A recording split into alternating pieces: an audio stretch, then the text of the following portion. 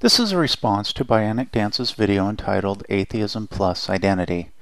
I must tell you that as I started watching this video, I felt tricked. I thought it was going to be about Atheism Plus, but instead it was yet another video in which Kate tried to justify her all babies are atheist stance.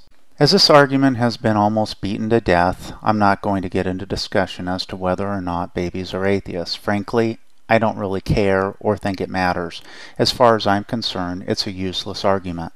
Instead, I'd like to focus on one small segment of her video.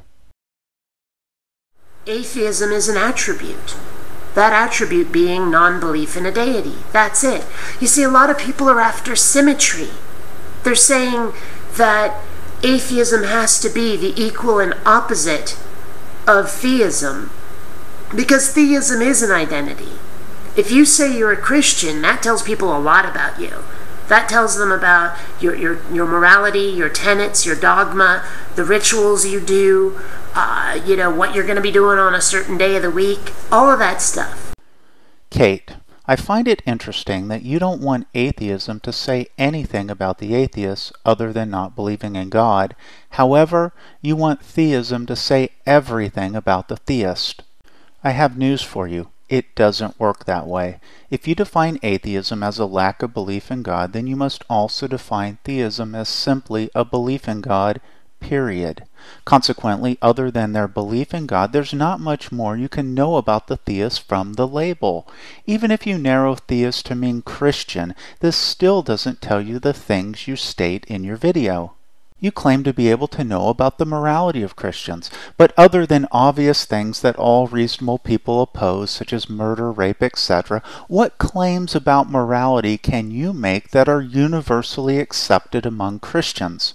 When people say they're a Christian, you don't really know what their position is on moral issues. They can be for or against abortion.